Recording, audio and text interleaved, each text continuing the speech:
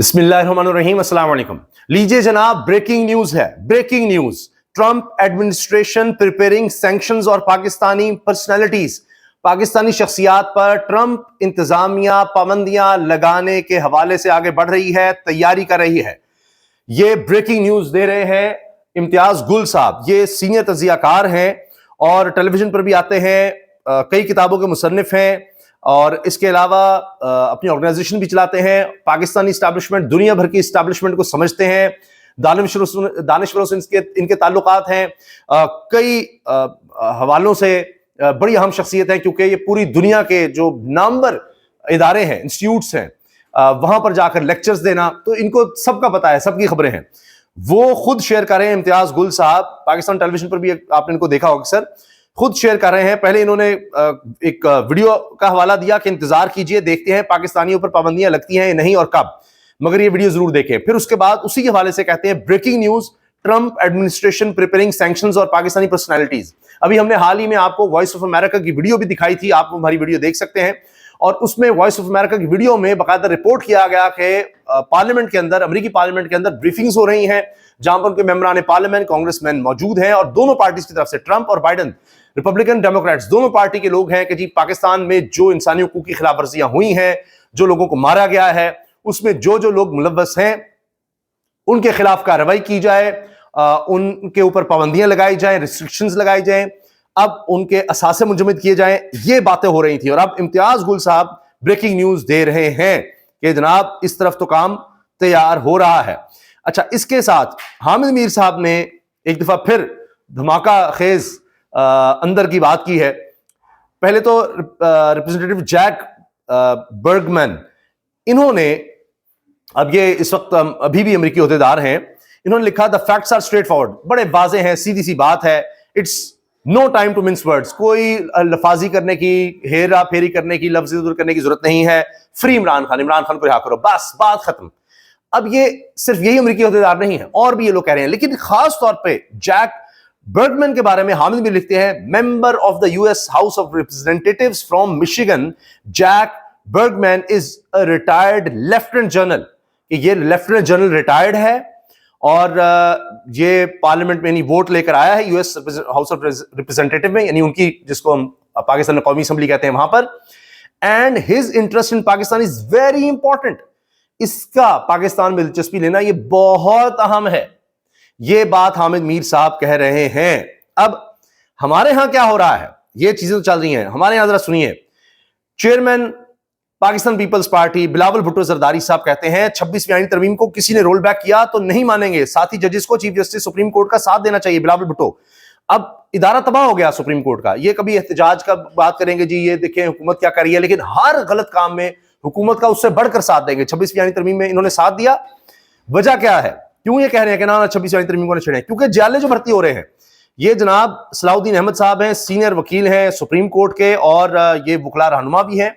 इन्होंने लिखा Sindh high court जजेस की इलेक्शन में पीपल्स पार्टी भारी अक्सरियत से कामयाब, क्योंकि असद खरल साहब ने, सीनियर साफी ने ट्वीट किया कि judicial commission of Pakistan appointed जजेस in Sindh high court, most of the PP nominations accepted, कि पीपल्स पार्टी के ज्यादातर लोग जो हैं वो भर्ती कर लिए गए हैं। तो इन्होंने जिस तरह से पीआईए में भर्तियां की, स्टील मिल में की, नून लीग पीपल्स पार्टी ने जिस तरह से वापडा में की, जिस तरह पीआईए में की, रेलवे में की, और उसके बाद वो इदारे तबाह हो गए। ये समझते हैं कि 10,000 हम अपने कारकुन इस तरह से सरकारी तौर पर भर्ती कर लेंगे असेंबलियों में इधर उधर, तो पता नहीं क्या हो जाएगा। अगर इस तरह वोट मिला करते तो ये कभी इख्तियार से बाहर ना जाते। इन्होंने 10,000 अपने कारकुनों को, अपने जालों को, अपने पटवारियों को एडजस्ट करके मुख्तलिफ इदारों में, एक वक्त में पुलिस में भी करते थे, अब भी करते हैं, एजुकेशन, पटवार, इंतजामिया, हर तरफ इन्होंने लोग भर्ती किए और उसके जरिए समझते हैं हम निजाम पर काबिज हो जाते हैं और इस तरह से हमें वोट मिल जाएंगे।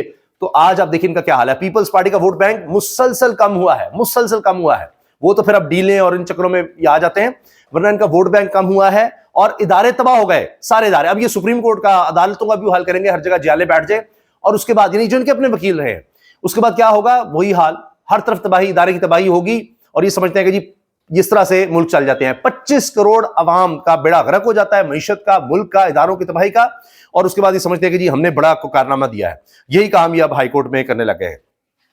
अभी देखिए ना, पीका एक्ट क्या है कि साफियों की जुबानें काट दी जाएं, उनकी सांसें बंद कर दी जाएं, उनकी आंखें निकाल दो, उनके कान बंद कर दो, वो कोई खबर ना दे सके, आगे ना पहुंचा सकें। अब उसके लिए ये कानून लाए हैं। इस पर जनाब साफियों की जानिब से शहबाज गर्दी नामंजूर के नारे, पार्लियामेंट के गेट नंबर 1 के बाहर साफियों की बड़ी तादाद मौजूद। अब आप देखिए पार्लियामेंट के हाथे में नारे लग रहे हैं और कहा जा रहा है शहबाज गर्दी, ठीक है, शहबाज गर्दी नामंजूर, ये नारे लग रहे हैं। और आप देखें किस तरह से यहां पर लोग नारे लगा रहे हैं, ठीक है, नामंजूर। इसमें अब तहरीक इंसाफ के उमर यूब भी शामिल हो गए, दीगर रहनुमा भी इस एहतजाज में शामिल हो गए। वजीर खारजा साहब को अपनी पड़ी हुई है और वजीर दाखिला अमेरिका में है। ये क्या मामला है? यानी वजीर खारजा पाकिस्तान में है जिसको बाहर होना चाहिए, वजीर दाखिला वहां गए हुए हैं। तो इस पर ख्वाजा आसिफ से जब सवाल हुआ तो कहते तुसी ये विचों की कड्डे आज। ख्वाजा आसिफ ने ये कहा कि आपने इसमें से क्या निकाला है, मतलब ये क्या बात हुई? कहते हैं ठीक है, मैं वजीर दिफा हूं, मेरे भी अपने मामला होंगे अमेरिका के साथ, वजीर दाखिला के अपने होंगे और वजीर खारजा के अपने। अच्छा, इरफान सिद्दीकी साहब कह रहे हैं इमरान खान ने मुज़ाकरात खत्म किए हैं, ये बड़ा गलत किया है। और देखे ना, मुज़ाकराती कमेटी के पास पावर ही नहीं थी, उनको भी नहीं पता था, बस मिनिस्टर वगैरह आए, उन्होंने ऐलान कर दिया। तो इमरान खान में तहम्मुल नहीं है, बर्दाश्त नहीं है, इफ़ाम तफ़हीम से नहीं चलते, गिव एंड टेक नहीं करते, तो इसलिए अब ये इन्होंने गिला किया। पीटीआई रहनुमा उमर यूब और मिस्टर गौहर भी साफियों के एहतजाज में पहुंचे वहां पर, और साफी पहले एहतजाज कर रहे थे।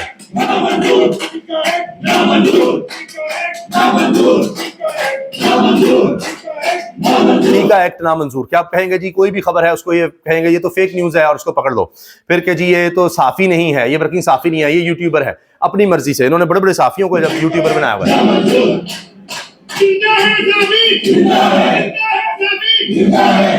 जिंदा है साफी, जिंदा है, जिंदा। टीका एक्ट नामंजूर। तो ये जनाब नारे लगते रहे पार्लियामेंट के हाथे में। अच्छा, हामिद मीर साहब ने अपने प्रोग्राम में कहा कि 1, 2 या 3 MNAs जो लोटे हुए हैं वो नून लीग को ज्वाइन करने वाले हैं। तो इस पर ज़रताज गुल साहब ने बड़ा भरपूर जवाब दिया। हामिद मीर साहब ने कहा ना जी आप देख लेंगे 2-3 लोग हैं उनको वजारतें भी मिल जाएंगी नून लीग में शामिल होकर तहरीक इंसाफ वालों को। तो ज़रताज गुल साहब ने कहा कि इमरान खान कहते हैं कि अच्छा है, फिल्टर लगा है, गंद साफ हो रहा है। मुझे खान साहब की सबसे खूबसूरत जीदारी ये पसंद है, जब मुश्किल वक्त होता है तो खान साहब कहते हैं कि आपने घबराना नहीं है। ये उन्होंने जवाब दिया जब उनको कहा गया कि और लोग लोटे हो रहे हैं। शहबाज शरीफ की काबीना में भी एक आध शामिल हो जाए, लेकिन क्या मतलब 2-3 जो आपके जिन्होंने पहले भी वोट नहीं दिया 26वीं तरमीम में भी वो भाग गए थे, तो 2-3 है नजर आ जाएंगे आपको कभी ना। क्या मतलब आपका, कौन शामिल हो रहे हैं? उन्होंने कहा जी कुछ लोग हैं नून लीग में शामिल होने वाले हैं तहरीक इंसाफ के, आपको नजर आ जाएंगे ना। मैं तो ऐसी बात कर रहा हूँ। नहीं सर, मैं आपकी बात बताऊं, मुझे सबसे खूबसूरत खान साहब की जिदारी की लगती है। जब सबसे ज्यादा मुश्किल घबराने का वक्त होता है तो वो कहते हैं घबराना नहीं है। वो कहते हैं कि इमरान खान की बात बड़ी अच्छी लगती है कि जब सबसे ज्यादा मुश्किल वक्त होता है तो वो कहते हैं घबराना नहीं है। लोग घबरा रहे होते हैं, कहते हैं घबराना नहीं है। अगली बात सुनने से पहले मुझे याद आ गया, फैसल वाडा साहब कह रहे थे कि अब पीटीआई खत्म है, फॉरवर्ड ब्लॉक बनेगा, जिन्होंने काफी अर्सा पहले कहा था। अभी तक कोई फॉरवर्ड ब्लॉक नहीं बना। हाँ, ये कुछ लोग नून लीग में जाते हैं तो नून लीग का अपना बेड़ा गर्क हुआ है, वो क्या करें कि जो मेरे साथ डट के खड़ा हुआ ना चर्चा से फिल्टर हो गई, लोग फिल्टर हो गए। देखिए मेरे साथ, मैं एक बात बताऊं, कॉम्प्रोमाइज करना, एफिडेविट दे देना, प्रेस कॉन्फ्रेंस करना तो बड़ा आसान था, जिंदगी आसान हो जाती। लेकिन नहीं, असूल के ऊपर खड़े हो गए। और वैसे भी मेरे साथ किसी के घर के ऊपर मुश्किल वक्त आए तो क्या इंसान अपने घर को छोड़ के जाता है? नहीं छोड़ के जाता, बल्कि लोग तो परदेश से वापस आ जाते हैं अपने घरों। बात इनकी सही है, लेकिन हर एक की एक जुल्म सहने की हद भी होती है। किसी के बच्चों को आप कुछ कर दें, किसी की फैमिली को कुछ कर दें, इंसान अपने ऊपर बर्दाश्त कर लेता है, बच्चों फैमिली क्या क्या करेंगे, उसका कारोबार, उसका घर सब तबाह कर दें। तो बहुत से लोगों ने बहुत सेक्रीफाइस किया है, लेकिन बड़ी हिम्मत है जो लोग खड़े रहे, जो गए। हर एक की एक हाथ थी, कुछ लोग बड़ी जल्दी चले गए फौरी तौर पर। बहरहाल हर एक अलग कैटेगरी है, देखेंगे। अब इमरान खान कहते हैं कि जब वो बाहर आएंगे तो फिर हर एक को उस हिसाब से देखा जाएगा। अच्छा, एक तो इससे तहरीक इंसाफ को कोई फर्क नहीं पड़ने वाला, वही कि जी पहले से ज्यादा मजबूत हो जाएगी और लोग इसमें शामिल हो जाएंगे। पीके एक्ट के खिलाफ तहरीक इंसाफ के रहनुमा साफियों के साथ एहतजाज में शरीक ज़रताज गुल और शाहिद खटक भी साफियों के साथ खड़े हैं और इस मामले को कोर्ट में चैलेंज करने का भी कह दिया। शाहिद खटक ने कहा कि जी ये बड़ा गलत हो रहा है और यहाँ पर साफियों के साथ आगे उन्होंने इज़हार यकजहती किया। दहशतगर्द हुकूमत नामंजूर, बदमाश हुकूमत नामंजूर, गो शहबाज गो, ये जनाब अरकान पार्लियामेंट ने एहतजाज करते हुए नारे लगाए हैं बाहर। और ये देखिए आप, जिस तरह बाहर भी एहतजाज हुआ है पार्लियामेंट का, बदमाश हुकूमत नामंजूर। इसके अलावा एक चीज जो बड़ी अहम है कि आज भी जब इजलास हुआ है तो कौमी असम्बली मछली मंडी ही थी, क्योंकि जिस तरह से बिल पास हुए 18 मिनट में बिल पास किए गए, कुछ मौखर किए गए, कोई एहतजाज शुरू हो गया, अपोजिशन लीडर बोलना चाहते थे उनको नहीं बोलने दिया गया, और बिलावल भुट्टो जरदारी साहब जब इजलास खत्म हो गया तब आए। यहाँ इस तरह कानून साज हो रही है 18 मिनट में, किसी को नहीं पता होता, किसी ने बिल नहीं पढ़ा होता, 26वीं आईनी तरमीम की तरह रातों को इस तरह से पास कर रहे हैं। ये हाथों से जो गिरे लगा रहे हैं, ये दांतों से भी नहीं खुलनी जो ये हाल कर रहे हैं। बाकी जी, स्पीकर कौमी असम्बली ने मुज़ाकराती कमेटी का इजलास तलब कर लिया है। पीटीआई का शिरकत से इनकार, जो मुज़ाकराती कमेटी है कहते हैं अब कोई फायदा नहीं, आपने कमीशन तो बनाया नहीं। आखिरी मौका यह है कि मशरूत इंदिया पीटीआई ने दिया है कि दोबारा मुज़ाकरात इस शर्त पर हम कर सकते हैं, आ सकते हैं कि आप कमीशन बना दें, जो देख लेके जी 9 मई को 26 नवंबर को क्या हुआ था, जुडिशल कमीशन बना दें। तो अगर बना देते हैं फिर मुज़ाकरात होंगे। तो हुकूमत ने वो बनाना नहीं, और उसके बाद लगता है तहरीक इंसाफ ने आना नहीं है। अतर काज़मी साहब सीनियर साफ़ी, उन्होंने बड़ा ज़बरदस्त तज्ज़िया किया है मौजूदा हालात पर कि इस वक्त मुल्क में जो ज़ोर ज़बरदस्ती है उसके तहत निज़ाम सारा चलाने की कोशिश हो रही है। तो इस तरह अगर आपने चलाना है तो चलाते रहें।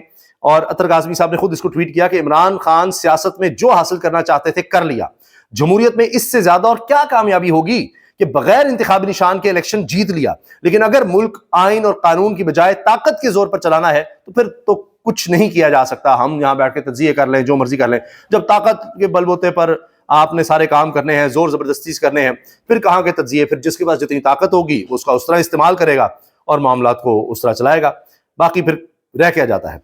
तो यह है जनाब इस वक्त की सूरत हाल, और जो इस वक्त एहतजाज का गेर आगे बढ़ता नजर आ रहा है, उसमें लग रहा है कि 8 फरवरी तक तहरीक इंसाफ काफी मुतहरिक हो चुकी होगी और बड़ा भरपूर 8 फरवरी को एहतजाज देखने को मिलेगा। इजाजत दीजिए, अल्लाह हाफिज।